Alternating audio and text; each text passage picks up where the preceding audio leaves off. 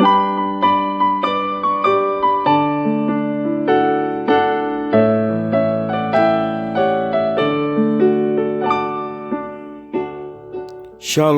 salam sejahtera bagi Bapak Ibu Saudara-saudara, anak-anak yang dikasihi oleh Tuhan Yesus Kristus. Berjumpa kembali bersama saya Pendeta Eka di dalam renungan firman Tuhan pada hari ini, hari Sabtu 3 Juni 2023. Sukacita dan damai sejahtera dari Tuhan Yesus kiranya menyertai hidup kita sekalian, puji nama Tuhan. Sampai pada pembacaan firman Tuhan hari ini, yakni kitab Zakaria pasal yang ke-7, kiranya pembacaan firman Tuhan dan perenungan firman Tuhan sungguh memberkati kita sekalian. Baik, sebelum kita akan merenungkan bagian firman Tuhan hari ini, mari kita akan berdoa. Tuhan Allah Bapa di surga, di dalam nama Tuhan Yesus, sungguh kami bersyukur dan berterima kasih kepada Tuhan yang memelihara hidup kami sampai pada hari ini. Biarlah semua itu menjadikan pengenalan kami akan Tuhan terus ditambah-tambahkan, dan kami merespon pengenalan akan Tuhan untuk hidup di dalam ketaatan akan firman-Mu. Karena itu Tuhan, kami mau merenungkan bagian firman Tuhan setiap hari. Mampukan kami untuk dapat mengerti dan memahami, serta Engkau yang menolong kami, memampukan kami untuk menggenapi firman Tuhan. Terima kasih Bapa, inilah diri kami sedia untuk belajar firman Tuhan. Demi nama Tuhan Yesus kami berdoa. Haleluya. Amin. Saya akan membacakan di dalam Zakaria pasal 7 ayat 1 sampai 14, demikian firman Tuhan. Pada tahun yang keempat zaman Raja Darius, datanglah firman Tuhan kepada Zakaria pada tanggal 4 bulan ke-9, yakni bulan Kisleu.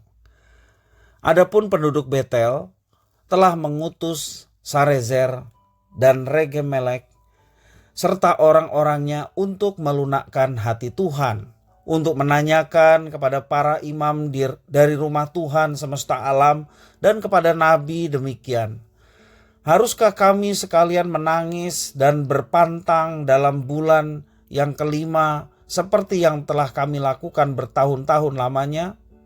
Maka datanglah firman Tuhan semesta alam kepadaku bunyinya. Katakanlah kepada seluruh rakyat negeri dan kepada para imam demikian.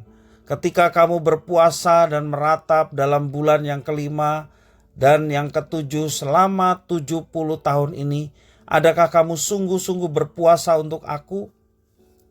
Dan ketika kamu makan dan ketika kamu minum, bukankah kamu makan dan minum untuk dirimu sendiri? Bukankah ini firman yang telah disampaikan Tuhan dengan perantaraan para nabi yang dahulu ketika Yerusalem dengan kota-kota yang di sekelilingnya masih didiami orang dan masih sentosa dan tanah Negeb dan daerah bukit masih didiami? Firman Tuhan datang pada Zakaria bunyinya, beginilah firman Tuhan semesta alam, laksanakanlah hukum yang benar dan tunjukkanlah kesetiaan dan kasih sayang kepada masing-masing. Janganlah menindas janda dan anak yatim, orang asing dan orang miskin, dan janganlah merancang kejahatan dalam hatimu terhadap masing-masing. Tetapi mereka tidak mau menghiraukan dilintangkannya bahunya untuk melawan dan ditulikannya telinganya supaya jangan mendengar. Mereka membuat hati mereka keras seperti batu Amril, supaya jangan mendengar pengajaran dan firman yang disampaikan Tuhan semesta alam melalui rohnya dengan perantaraan para nabi yang dahulu. Oleh sebab itu datang murka yang hebat daripada Tuhan. Seperti mereka tidak mendengarkan pada waktu dipanggil, demikianlah aku tidak mendengarkan pada waktu mereka memanggil firman Tuhan semesta alam.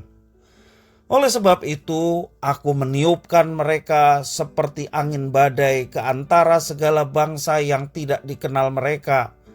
Dan sesudahnya tanah itu menjadi sunyi sepi, sehingga tidak ada yang lalu lalang di sana. Demikianlah mereka membuat negeri yang indah itu menjadi tempat yang sunyi sepi. Bapak Ibu Saudara-saudara yang dikasihi oleh Tuhan Yesus Kristus, Dalam pergumulan kita seringkali bertanya, bagaimana caranya untuk menyenangkan Tuhan? Jawaban umumnya adalah dengan melakukan kebaikan bagi sesama. Apakah itu menyenangkan hati Tuhan, menyenangkan sesama, atau untuk memuliakan diri sendiri? Apakah itu berdasarkan kecintaan kepada Tuhan atau supaya kita tidak ditolak oleh sesama? Bapak Ibu Saudara-saudara, dalam kitab yang kita baca tadi, sisa orang Yehuda masih mempertahankan kebiasaan, yakni kebiasaan berpuasa. Sarezer dan Regem-Melek diutus penduduk Betel untuk melunakkan hati Tuhan dengan mengajukan sebuah pertanyaan.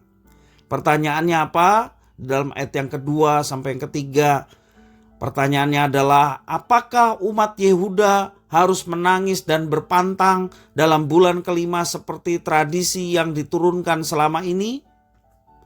Ternyata jawaban Tuhan sungguh mengejutkan. Apa jawaban Tuhan? Dikatakan dalam kitab suci, berpuasa tampaknya sudah menjadi kebiasaan tanpa makna dalam kehidupan ibadah Israel dan Yehuda. Tuhan tahu bahwa puasa yang mereka lakukan bukan dilakukan untuk kemuliaan Tuhan, tetapi untuk diri sendiri. Dan hal itu sesungguhnya menyakiti hati Tuhan. Sehingga Tuhan tidak menerima puasa mereka, tidak menerima ibadah mereka. Bahkan Tuhan murka terhadap apa yang mereka lakukan dan membuang mereka dari hadapannya. Sekarang yang Tuhan mau adalah mereka beribadah dengan benar dan menunjukkan kesetiaan kasih sayang kepada sesama. Juga memperhatikan orang-orang miskin, memperhatikan janda dan anak yatim, juga memperhatikan orang asing yang ada di sekitar mereka, serta melarang mereka untuk merancang sebuah kejahatan terhadap sesama. Dan perintah ini menjadi petunjuk hidup baru setelah puasa mereka tidak lagi diterima oleh Tuhan. Tuhan memperingatkan umat Yehuda agar hidup lebih baik daripada nenek moyang mereka yang telah gagal dalam mempraktekkan ajaran ibadah puasa dengan benar. Sekarang mereka memiliki kesempatan untuk menjadi lebih baik setelah pulang dari pembuangan. Dan mereka harus memperlakukan sesama mereka dengan baik, sama seperti Tuhan sudah memperlakukan dan memperhatikan mereka. Demikian jugalah mereka harus memperhatikan dan memperlakukan sesama. Sudah saatnya mereka beribadah kepada Tuhan dengan benar, beribadah dengan iman. Itulah yang Tuhan inginkan yang dilakukan oleh orang-orang Yehuda.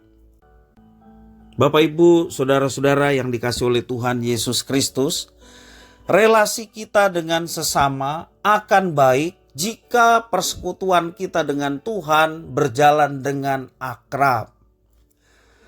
Ibadah kepada Tuhan dengan sungguh-sungguh untuk kemuliaan Tuhan tentunya mendatangkan relasi dengan sesama pun akan lebih baik hubungannya. Kalau kita perhatikan dengan apa yang dilakukan oleh bangsa Israel, mereka menjalankan ibadah tetapi kehidupan dengan sesama tidak menjalin hubungan dengan baik, bahkan terjadi penindasan. Artinya ibadah mereka percuma dan semua itu tidak diterima oleh Tuhan, seperti dalam kitab Zakaria pasal yang ke-7 yang menjadi pembacaan kita hari ini. Maka yang terpenting bagi kita adalah kita menjalin hubungan dengan Tuhan dalam ibadah dan persekutuan bersama dengan Tuhan setiap waktu. Kita akrab dengan Tuhan. Dan tentunya ketika kita akrab dengan Tuhan, menjalin relasi yang baik dengan Tuhan dalam ibadah, baik secara pribadi maupun bersama-sama di dalam gereja, tentunya semuanya ini akan membawa hubungan kita dengan sesama jauh lebih baik. Jangan sebaliknya, ya. Bapak Ibu Saudara-saudara yang dikasihi oleh Tuhan, ini adalah langkah iman yang Tuhan nantikan bagi setiap orang yang percaya atau umatnya pada masa kini. Mari kita membangun hubungan dengan Tuhan dengan baik dan dengan sungguh-sungguh. Maka Tuhan yang akan menolong kita untuk menjalin relasi kita dengan sesama sesuai dengan apa yang Dia mau. Orang yang akrab dengan Tuhan, umat yang akrab dengan Tuhannya, tentunya dia semakin mengerti apa yang Tuhannya mau dan apa yang Tuhannya tidak mau. Tentunya yang Tuhan mau itulah yang dilakukan. Yang Tuhan tidak mau itulah yang dia tidak lakukan.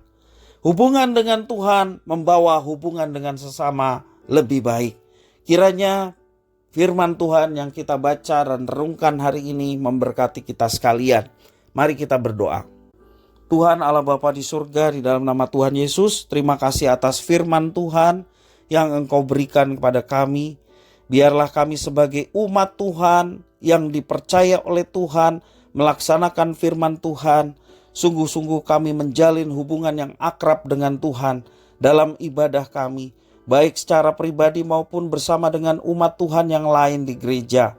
Biarlah hubungan yang akrab dengan Tuhan membawa satu tindakan yang membangun hubungan kami dengan sesama, sehingga kami boleh menjadi berkat bagi orang lain, karena kami boleh selalu dekat dengan Sang Pemberi berkat, dan kami semakin mengerti apa yang Tuhan kehendaki untuk kami kerjakan di dalam kehidupan kami setiap hari.